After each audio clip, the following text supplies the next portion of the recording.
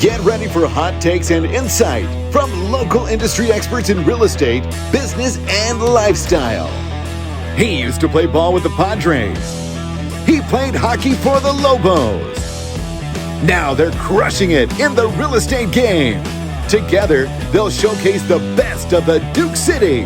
This is All About You, ABQ. That's right, it's all about you, ABQ. The goal of the show, to highlight the best of our city's industry experts in real estate, culture, and some kind of lifestyle. So we want you to enjoy the conversation. You can reach out using our hashtag up here, join our email list to get some timely tips about our community and real estate market. Hey, I'm Skip Adams, owner of Sold by Skip Real Estate Market, or brokerage here in Albuquerque. Grant Harvey, Olympian. Home loan Olympian. You probably know Grant as a... I'm so discombobulated right now. How do we even describe this outfit?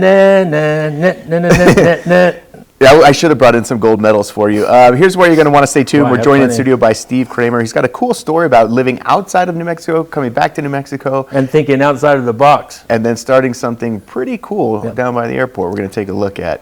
And then obviously stay tuned to the end of the show. It's everybody's favorite, Skip's Tips. Okay, look it. What? Do you want to address it? Should we talk about it? I already did dress it. Dressed it up to dress it down. Talk to me about your outfit, Dougie. What do you mean? What? What are you talking about? You're vibrant. I can't tell if you are a gay track star or if you're just out here to meet some ladies. Well, I'm taken. Sorry. So I'll tell you guys a quick story, and I never actually put it out there on social media. I was on Twitter, and someone had told me that, hey, there's a Olympic curler in the Winter Games, and I love curling. Curling's awesome. It's a Canadian sport and up north sport. But the guy loved our turquoise jersey. I didn't send it to Mark.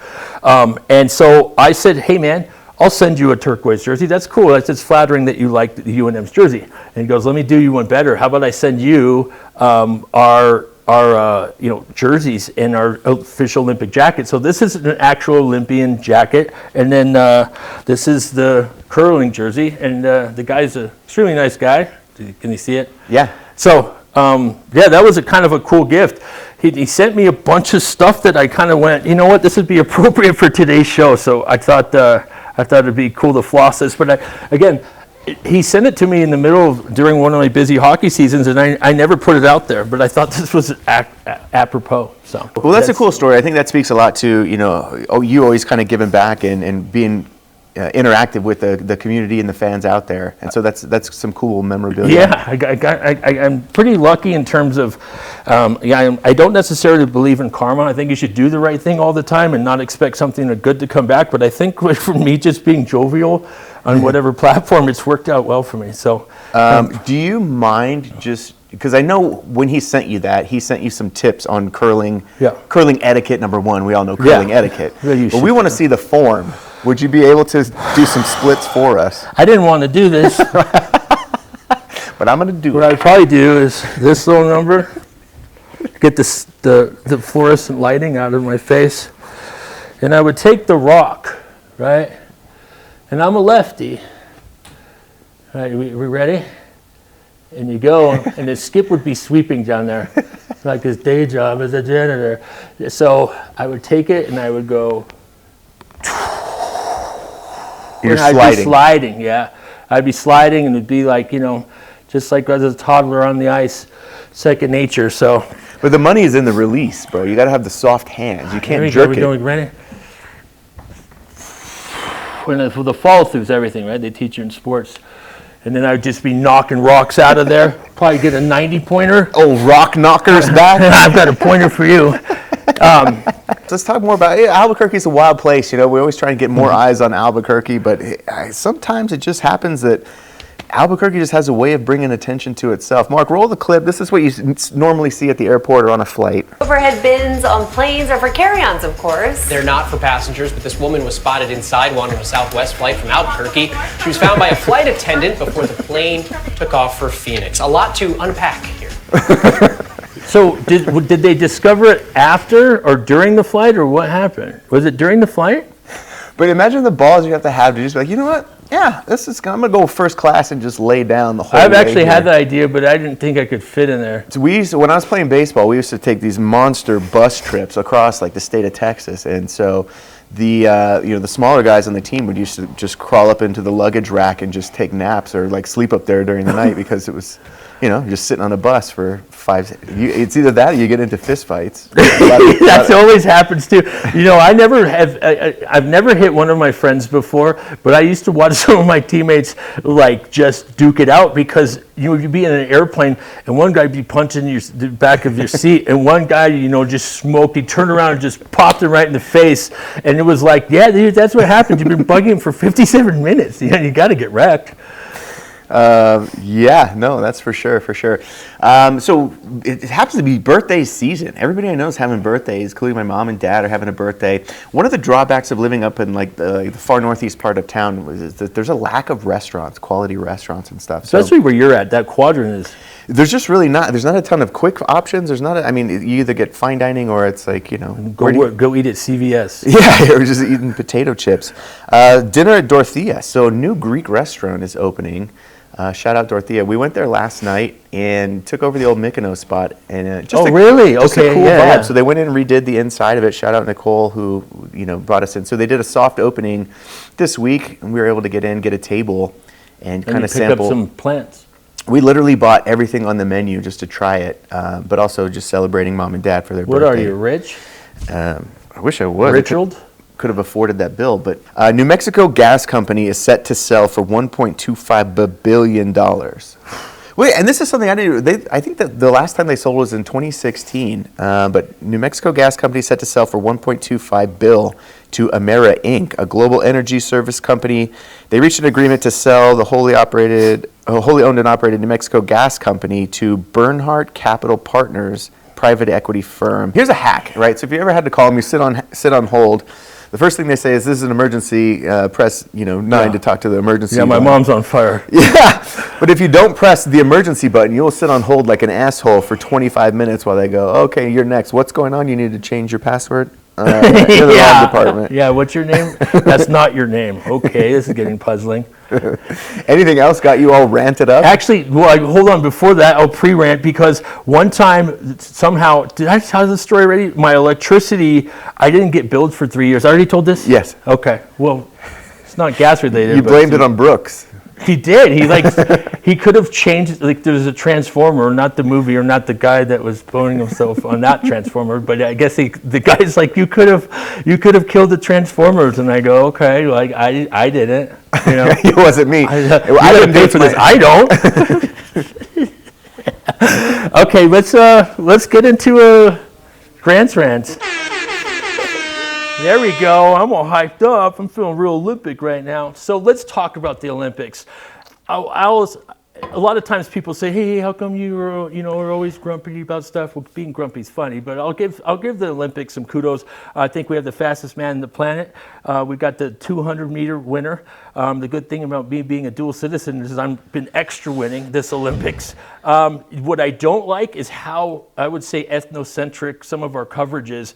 It's like we can't talk about anyone but Americans. Like, let's display, the badminton champion, who's a Chinese, the Chinese, even though we're not supposed to like them. It was a fantastic badminton match. I do like the fact that we showcase some of the championships, but man, if I have to watch the USA basketball team win 101-3 over Paraguay, I'm going to blow my brains out. So I think we could do a lot less with that and start covering other impressive athletes. A shout out to the 20-year-old wrestler who won gold and is bound for probably 4 more golds. There's a guy from Cuba who won 5 golds this year.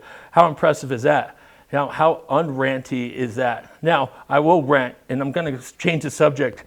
Who the hell is going to Wiener Schnitzel at 10:30 in the morning? What do they have? Why can't you need a hot dog that early? You need to go see a doctor.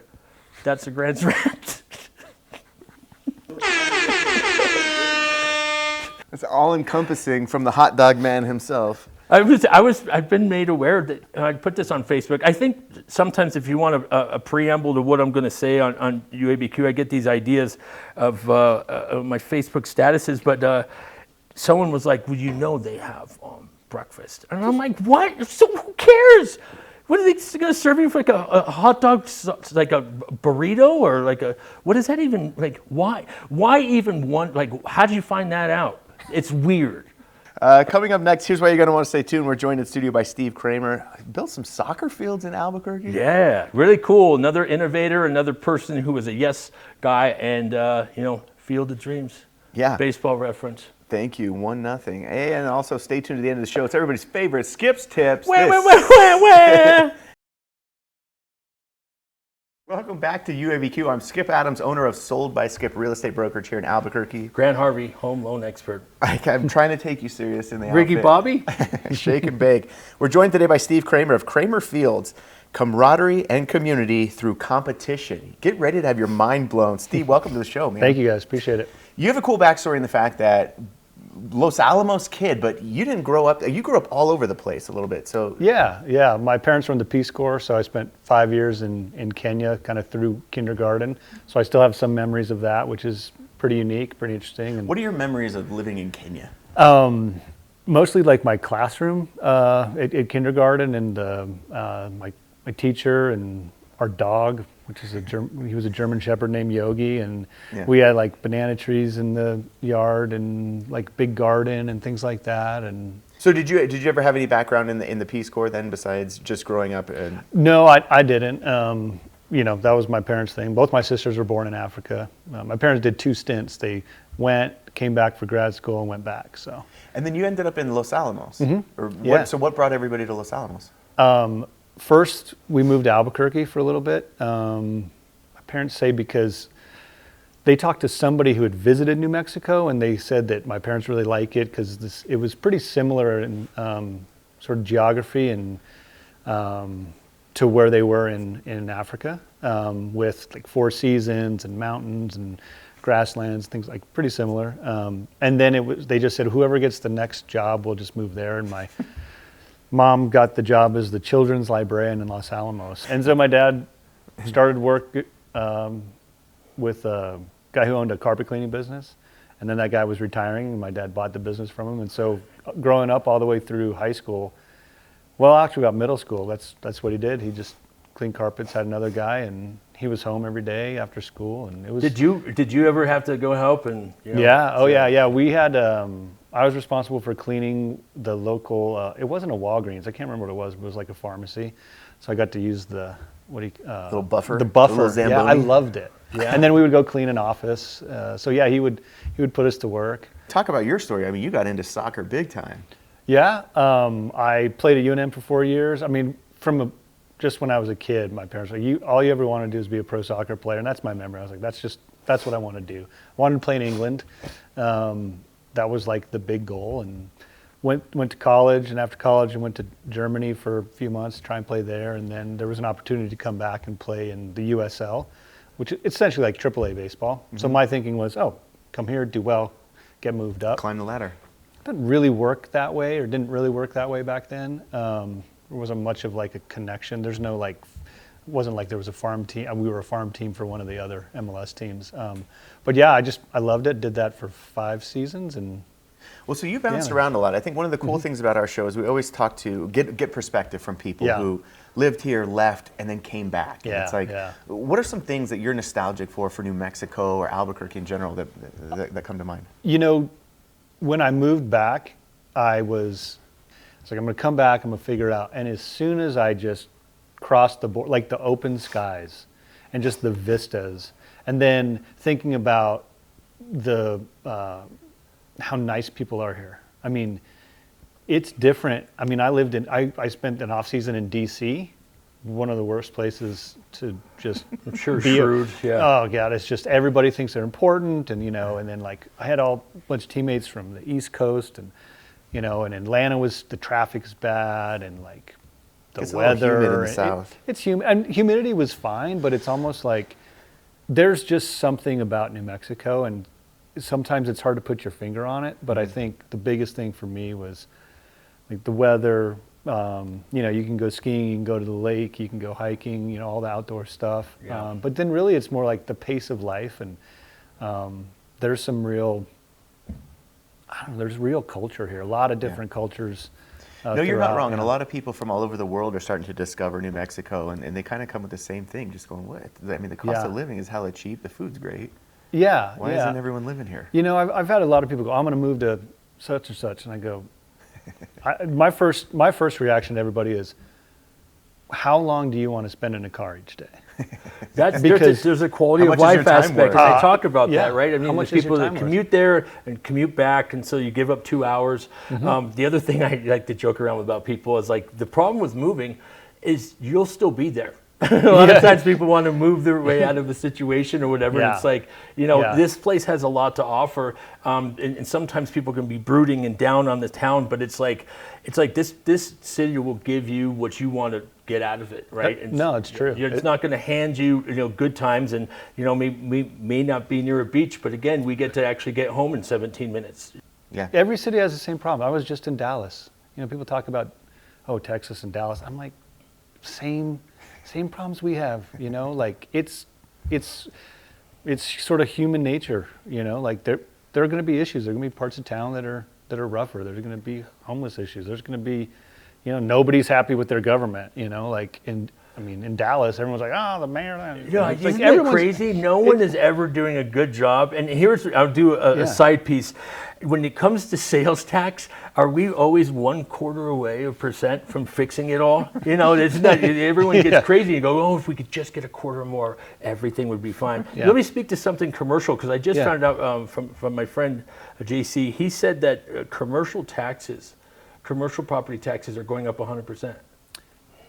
It could. There are some assessors out there that are really pushing these, assessments based on sale prices. And But things. I think there was a policy or something got put into place to where it is going to double, just period. Not even on assess. So I didn't know if you knew about that, but I was just been made aware yesterday, and he was talking about being a commercial property owner, about how that gets passed on. So you do that, and then your tenants go, well, hey, what the heck? Because the guy's got to keep his margins, and so it's a tough thing to spread that on. When people go at a higher tax rate, it's like, okay, that's going to be good, but who suffers is just goes down. Yeah, it's interesting because we've got inflation and everything's more expensive, rent's more expensive, everything's more expensive, and if you do something like this, it's going to get passed on. So. Now all of a sudden rent's more expensive. It's added to inflation, right? It's another inflation like an indicator or like a contributor, I would say. Correct. Yeah.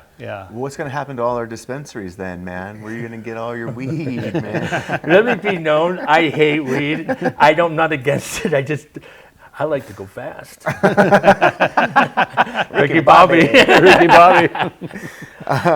So one of the drawbacks of Albuquerque is we've always been slow to change, whether it's our downtown or certain communities, certain parts of town just don't want any change. And there's a lot of naysayers out there. But talk about Kraemer Fields. This is your project you've been working on for the last 5 years or so. Yeah. So I've been involved in coach soccer and then coaching soccer too. And so the germination is actually, my dad had a building on the west side. There was a vacancy. We had some an industrial space, and we had some batting cage people come, and we were going to have to demise it, and just demising it was going to cost $120,000. This is before prices went up. It was going to, this was pre-recession, pre-COVID. Excuse me. And so I started thinking, well, and there are only 2 places in town. So I just, as a business guy, I was like, maybe we could run it. So I started doing numbers, and I said, well, maybe we could just turn this whole building into like a sportsplex. So that was the germination of it. My dad had a piece of land where Kraemer Fields is now that he'd been leasing to Eclipse Aviation. Mark, put up something. There we go. Yeah. So that's I love the before and after. The process. Yeah. Yeah. And I've got like drone. I've got one of these days I'm gonna put it all together. So you can see the Eclipse warehouse there in the background. That's great. And he said, well, why don't we do it here? And I said, okay, we'll put a building there and we'll put 2 soccer fields. And then COVID happened and the building wasn't going to make sense anymore. Like it just showed like, well, if you got an indoor thing, and then the prices went crazy. And I said, well, what's the thing that I love the most? Soccer. What do I know? That's beautiful. Yeah, I mean, that's got to look cool. Like when you talk about drone, when you fly across some other places where you see it like carved out, but that's got to look pretty when you're flying by it. I mean, that's a neat little piece. And actually, if right where that fence is on that picture that they're showing right now, that's the flight path of planes. So if you're flying in and you're on the left-hand side of the plane, you can see it when you're flying in. So I'll look for it next time. time. Look at it for next Tell time. me this, because the cleaning guy in me. How is it to keep the fields maintained? Is there is there any? You don't have to water them, do you? Don't have to water them. Don't but have to cut them. No, don't have to cut them. So what you do is you groom them. So they have these machines. I don't know, it's not a machine. It's just something you drag behind. Okay. It's just got tines like a rake, but like thick tines. Yeah. And so you drag that and. Dirt so problems? what do you dirt well, problems? hold on. What are you dragging? Just the little rubber things that are inside No, the not grass? a dragon. Oh, Yeah. there's no dragons. There are no dragons here that I'm aware of. Yeah. No, it's just the rubber pellets. Yeah. The You ground just got to make tires. sure there's not bunches of So those. what they do is over time they compact, and if you don't like bring them up to the surface and kind of brush them up and loosen them up again, then it can get really compact and dangerous for players. Yeah. Tell us more, walk us through any issues you had with the approval process or getting this land converted into Yeah, sports use. You can go head the city. They did it. Yeah, I mean they need to figure out their processes a little bit better and hire about 2,000% more people than they have. But it was difficult. I mean, just from the very beginning when I brought them the concept and they had just done the IDO and they said, well, they came back and they gave me a like a soccer stadium designation or something like that, and with a straight face, they said I was gonna have to have 400 parking spaces based on the field area. And I said, that's more land than I actually have. Yeah. So I'm not sure. Just the permitting process and just the back and forth, and then the time frame that it took. It was just so slow. And being in commercial real estate, I've talked to developers and just getting like tenant improvements done. I've always been around and heard about okay, it's slow. But when you do it yourself, and you're like, oh crap, I'm trying to meet this deadline. Yeah. I've got to get my season going, or else I'm going to miss out on all this these revenue. memberships, yeah. Memberships, and I'm paying on my loan, and I think that's the. Yeah. I wish people at the government level, the city level, would understand that every day that's lost, there's something, you're being charged interest. It's costing you money. It doesn't cost them any money. Tell me this, because I'm a little bit ignorant to commercials. So when that land, did it change in terms of taxable value? Did they now give you a new tax rate after you improved it with a field? Yeah, that just hit, and it was less than I budgeted. But I was budgeting really high, just to be like, well, if maybe they'll do this, I don't know. Yeah. That's great, though. I mean, the thing is, also what I noticed, and we just discovered we had mutual friends that I actually had Angela on the show. Yeah. One of our first guests. Oh, Angela's Corrals, great. Yeah. So She's doing good Main stuff. Street, right? So I found out we had the same friends, but what I'm finding out is the soccer culture is like the hockey culture. It's got its own kind of cult following, and the thing is, I didn't know these fields existed. And Skip and I are starting to find out that we don't know a lot about the city, but we're slowly finding it out. Yeah. Walk us This through is the our schedule or the business model for Kraemer Fields. So Sure. Day by day you have, so it's essentially 3 fields, call it mini soccer fields. Sure. Yeah, half-size fields. Yep. Half-size soccer Yep. fields. And you play 7 versus 7 instead of 11v11. Know that. So 6 and a goalie. So what time do games start, or is it just an all-day So for the thing? leagues, they start at 6:30, and they start every hour until 9:30. So we have 4 games per field per night. Do you have a side hustle? I mean, what I mean by that is is there a building attached and you can go get brews or beers or? Yeah. So we took an old APS portable because costs went crazy. The building that I had originally designed was so awesome. I'm sure. I was like, oh, this is going to be so Yeah. cool. It was going to have a covered deck and a patio up top, views of the and like volcanoes. 1,000 square foot or 900 square foot sort of like meeting room for teams, and like a referee room and all this crap, right? Steve, man, thank you for sharing your story, man. I think it's great. We're gonna reach out, or we'll tag you in videos so people can follow Kraemer Fields online. Again, it's another place we need to do a follow-up video and visit it and just see. Let's go out there and just kick each other. Just form a team, and people can feel good about their game. So we have open play on Friday, Saturday, and Sunday nights, where you just pay $10, you can play for like 3 hours, and you just like, it's like open gym, right? Except, so the whole community comes out. You got all these young guys, not out on the streets doing stupid stuff. They're just playing soccer. But you guys should come out and play. Yeah, let's get picked last. You can rollerblade down there. I appreciate that. Yeah, Nick told me. Big blader. Blade in to blade out. Steve Kraemer of Kraemer Fields. Appreciate you sharing your story, man. We'll have links to all your websites. Thank you. I appreciate what you guys are doing. This is, we've got to shine a good light on Albuquerque. It's a great place. I love this place. Yeah. We'd love to hear that. Yeah. For you too. Coming up, here's why you're going to want to stay tuned. It's everybody's favorite Skip's Tips. We need a This is sound effect for UABQ. Welcome back. Segment 3. Let's get comfortable around here, ladies. Oh, does that translate well? We're doing the Skip's Tips. Skip's Tips, anything that saves us time, makes us more money, or allows us to have more fun in real estate or real life. And as we navigate this real estate market, there's a little bit of a change going on, right, for buyers and sellers alike. But as sellers, there's a few different ways that you can really take control of a transaction or of your listing to really drive, just to make sure that you're in the driver's seat for a successful sale. And what we see is that a pricing strategy typically is the most important thing, keeping in mind that a home is never more valuable to a buyer than the day it goes on the market. So pricing your home correctly, setting a realistic price based on recent sales and kind of where the market's headed as well. You don't want to price it too high. The next thing we always talk about is curb appeal. So as a seller, it's easy to take care of the inside of the house sometimes, but you overlook the outside of the house. But the first thing that buyers are going to see when they approach your property, what makes it the most valuable, is number one is your car parked in the front yard. Let's do some curb appeal to make this thing pop. The home condition is always important as well. Make sure it's cleaned out inside. I don't want any funky smells as a buyer, and you know this too, you've been through properties. If it smells like cigarettes or dogs, it's like that's an immediate turnoff, especially as this market evolves and we start to see, more homes come on the market, more competition. One thing that as the transaction or as your marketing time goes along, make sure you have the right marketing plan in place. Like, are you hitting it correctly with targeted marketing to buyers that are actually in the market, or are you just firing out some postcards to random people? So it's important to work with a team that has a defined marketing plan that can really circulate those buyers and really build more competition for your property.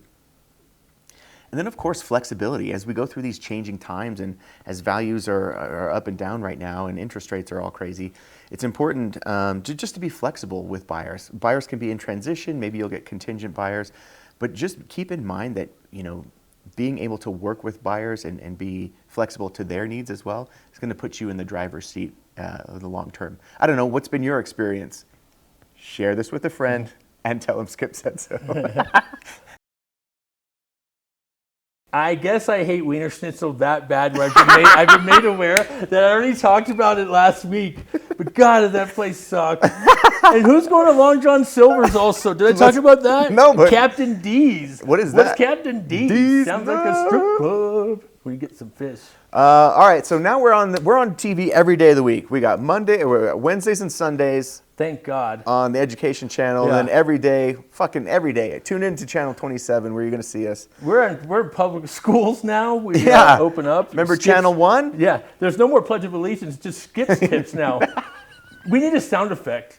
Mark, dealer's choice. Give me a good sound effect for Skip's Tips. Right now, just pick anything. First thing that's on the soundboard, hit it. Mark, we said one other thing.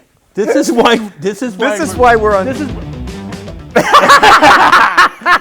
Dude, this is why we're going to HBO. Because I'm sick of this. Thanks for tuning in this week. This is All About You, ABQ.